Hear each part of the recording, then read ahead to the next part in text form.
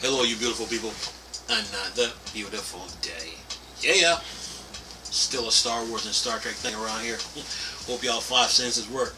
Look, you know the ZeniMax Bethesda deal really killed time exclusives. It really did. You know, it really killed time exclusives. Because if you go back, if you go back and look at that deal and how it came about, it really killed time exclusives. Because I guess when Microsoft was Microsoft been in the console business for years, and this ZeniMax Bethesda deal was about respect. You know, to me, it was about respect, but it really killed time exclusives because Microsoft been in the console business for years, and it's like they weren't getting the respect they deserve, man. You know, they weren't getting the respect they deserve.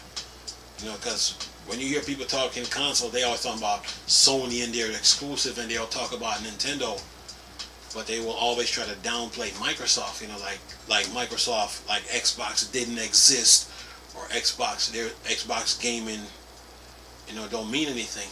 So this ZeniMax Bethesda deal, it really killed time exclusive, man. You know, because I guess, you know, when Sony was doing those time exclusive deals back to back to back, it was just like poking the bear. You know, you ever heard the saying, when you poke the bear too many times, it attacks? So it kept poking them. And even that Spider-Man exclusive deal, you know, that really kind of hit Microsoft hard. Like, really?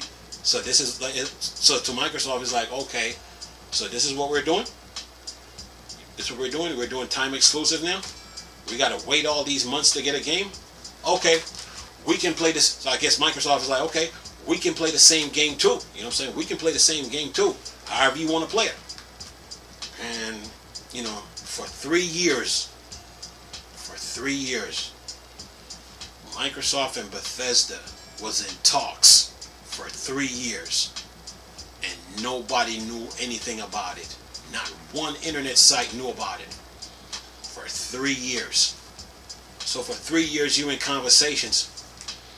You know, it's like you're working out the mouse traps, the slip-ups, the dents in the road, the pitfalls, and you want everything to like go smoothly. You know what I'm saying? And you want your needs met and then some. So for 3 years, Microsoft and Bethesda, along with ZeniMax, been in conversations, and nobody knew about it. And I guess, you know, Sony kept poking Microsoft and then thinking they're not gonna respond. You know, they're not gonna do anything. And I guess Microsoft was like, okay, time exclusive, huh? Okay, we're gonna put an end to this time exclusive nonsense, and we're gonna let you know that we mean business. And then I think it was the Sunday when the news broke that Microsoft bought ZeniMax Bethesda for $7.5 billion. You're like, huh? So you're like, ZeniMax Bethesda, and then when you look under the deal, you saw the games that was involved. You're like, everybody was like, oh, so now that sends shockwave in the console gaming. Now, some YouTubers were downplaying the deal like it wasn't that big. The deal was huge. It was tremendous. Because on console gaming side of things, that $7.5 billion deal is huge. Now on PC side, that's chump change. That's chump change, because right after that ZeniMax Bethesda deal, I think it was AMD that just bought a company for like $30 billion. So that $7.5 billion deal on PC side of things, that is pocket change. That's something that you blow your nose with. But on console gaming side of things, that $7.5 billion deal was huge. And nobody in console gaming has ever seen a company or a studio get bought for that much. So when the deal went through, when the deal went through, it was a panic in the industry because in the console gaming side of things, everybody's looking at everybody like who's gonna get bought next. So now everybody started to batten down the hatches and all that. You know what I'm saying? And when the deal happened, man, you know when you ever heard when a woman scream when they lose a kid? That's how bad it was, because everybody was just like panicking and like and then all the PlayStation fans that was dissing Xbox and saying Xbox wasn't nothing and we got this, or we got the best exclusive, they start to ask questions. Are we gonna have Elder Scrolls Online? Are we gonna have this? Are we gonna have that? And then I guess the heads at ZeniMax Bethesda came out and was like, what Microsoft owns, Sony can't get. And then here comes Phil Spencer. We will only deal with games on a case-by-case basis. Okay? So me being a gamer, I'm sitting there, I'm like, what do you mean case-by-case? What is this, a murder scene? What is this, a court case? You know what I'm saying? That's how bad it got, man. I was like, and it was, for me as a gamer, was fun to watch because I have never seen a company get bought for that much. I was like, 7.5 big ones. And then here comes Game Pass front and center. So that deal really send a message to the console gaming industry like Microsoft ain't to be played with. They mean business. You know, it's like Sony kept poking them with these time exclusives. And I guess Microsoft was like, well, another time exclusive? You don't respect us, huh? Another time exclusive, huh? Alright, we're going to put an end to all this time exclusive nonsense. And put an end to it, they did, because everybody in the console gaming side of things was looking around like, okay, who's going to get bought? Who's next? What's going to happen next? And then when that deal went down, remember that AT&T WB Games deal was on the table, but then they pulled it off the table and then restructured it and put it back out there.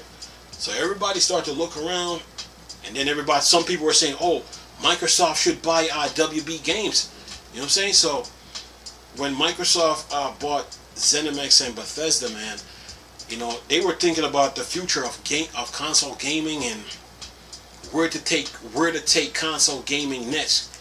And when the idea for Game Pass came up, I guess Microsoft was looking around the industry like, okay, they were looking at a company that can really support Game Pass with a huge catalog of games. They were looking, you know, they were looking for value, return on investments, you know, everything. And they were just they looked around, and then them and Microsoft and Bethesda started to talk in secrets.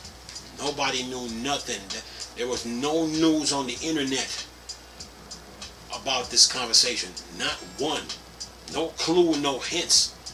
You know?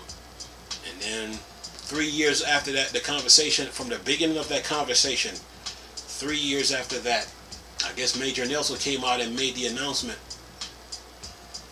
And then the panic like began. You know, it's like people started looking around like the panic really started to begin. And then once a deal went through, you could see Microsoft try to sink their claw into the console, start to sink their claws to get a firm grip on the console gaming business. Sink their claws, man, because that Bethesda deal, man, was something. It's nothing to be played with, man. It was serious. You know, as you could see there, you could see Microsoft start to sink their claws, start to sink it, and try to get a firm grip on this console gaming business. And then Game Pass is front and center, and then they haven't looked back since. And then the time exclusive, that time exclusive stunt that Sony was pulling, it just started to die off. You could see it. It's like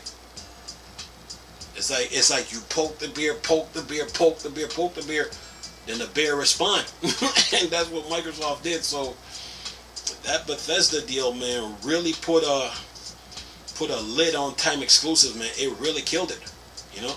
And you could see Microsoft start to be more front and center in the console gaming business. And you got Phil Spencer at the helm, leading the charge like, dude, we mean business around here. We ain't playing. And for every person that owns an Xbox, and for fans of Xbox since day one, they were sitting there just laughing, just like they were shaking their head because they knew this was coming. At some point, Microsoft had to assert themselves. They had, I mean, yeah, they were in the console gaming with the original Xbox and the 360 and the 360, but they didn't assert themselves what's that word, assert themselves and made themselves like really known, like, okay, we're here to stay, we mean business. That didn't happen until the ZeniMax Bethesda deal, man, because that ZeniMax Bethesda deal was huge, man, for console gaming side of things. Now on PC side, 7.5 is like something you blow your nose with or something you wipe your mouth with. That's nothing. That is nothing. But on console gaming side of things, that was huge, man, and it sent ripple effects through the industry, man. Like, you could see Microsoft's trying to assert themselves in this console gaming business and letting people know that they take console gaming serious and they trying to take console gaming to the next level. So with Game Pass, you could see it. You know, they are moving. You know, they are moving, and they got the pillars underneath Game Pass to support it. And the time exclusive now went to the wayside, man. When you really look at it, you know, time exclusive really went to the wayside now because people started to take Microsoft. A lot of people now start to take Microsoft serious. You know, start to take them serious. You know, and you know, I think for me, when Phil Spencer came out and said, when he said Sony and Nintendo is not our competitors, that let you know that they were making moves behind the scenes. But that deal between between Microsoft, Bethesda, and ZeniMax, man, is huge. It's huge, man, and it's paying off. You know, day by day, it's paying off, and it's showing that the deal was really worth it, man. You know, and those studios that they got, that they gobbled up, that they got with Obsidian and all those, and plus, and let's not forget Rare and all them other studios that they have, man. They got some games that are coming. You know, they got some hitters that are coming, and it's gonna show. You know, and they're gonna flex their muscle with that Xbox Series X, and go from there, man. But that that ZeniMax Bethesda deal really killed time exclusive, man. Because when you put down that much money on the table for a studio, that should let you know that that studio has value. That studio games should not be taken for granted, man.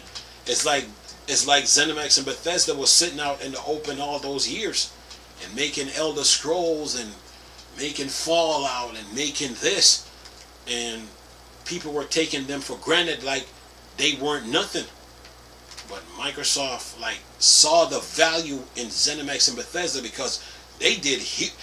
This deal didn't happen overnight. It took them 3 years, but before that, they were scouting the market, just looking around like, who could help us? Who could help us with our vision in the direction we're trying to go?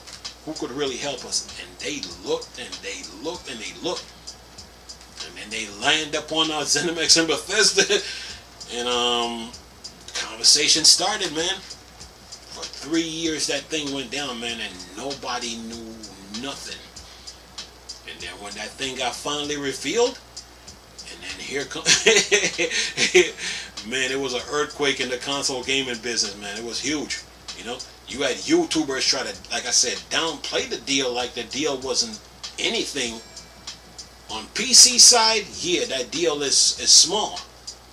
But on console gaming side of things, man, that deal is huge. And I've been playing games for years, and I have never seen a studio got bought for that much. Never did, okay? Never did, man, until now. And I was like, it was fun to watch, man. It was fun to see the response, the criticism, the so-called backlash that people try to put up. All that fall to the wayside. When Game Pass came front and center,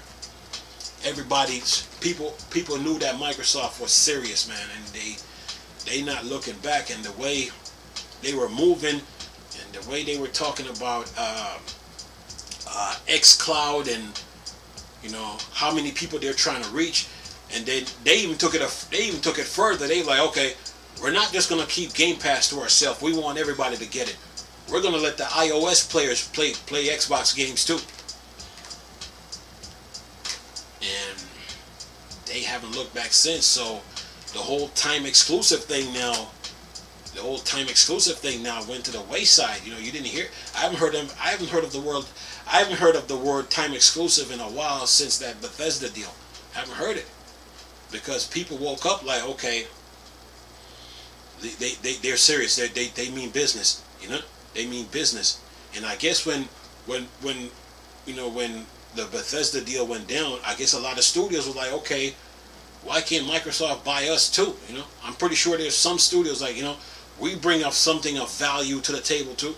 Why can't we get bought? Why can't they buy us? Yeah.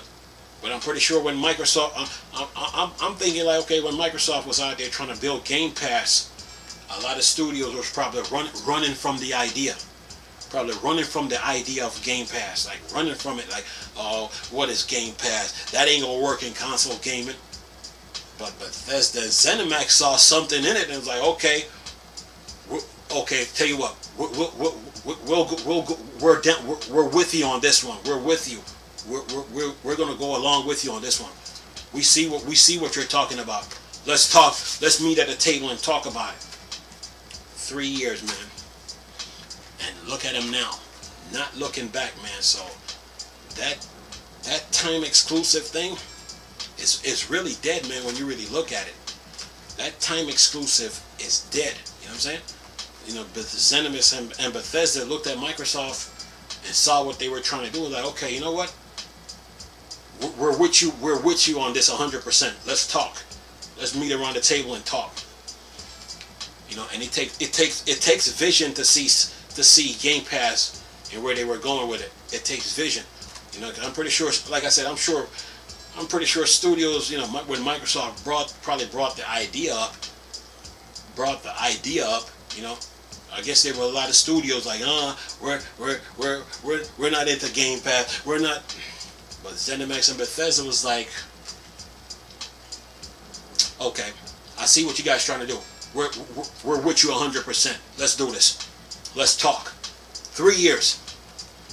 And you can bet every single day they were working out the deal, day by day, second by second, minute by minute, hour by hour, week after week, month after month, working on it. And look at them now. Okay? So, time exclusives is really to the wayside when you really look at it. It's really to the wayside, man. Game Pass right now, that thing is no joke. No joke, you know, so it really killed it. To me, Game Pass was the ultimate counter. Game Pass is the ultimate counter to time exclusives. Game Pass is the ultimate counter to time exclusives, man. Because what Sony was doing with them time exclusives was was trying to put a hurt on Microsoft. But I guess Microsoft responded stealth-wise and silent-wise, and nobody knew about it. And then they dropped that deal, made the news with that, and yeah, I haven't heard of the word time exclusive in a while, man. That Microsoft, Sony, and Microsoft and Bethesda is like, they're like twins now. They're locked with each other like this, and making Game Pass work. And look at them now, man. You know, so yeah, man. Time exclusive right now is officially, to me, dead. Anyway, nice talking to you, beautiful people. Chris, still a Star Wars and Star Trek thing, or Dark Side? I'm gone. Peace.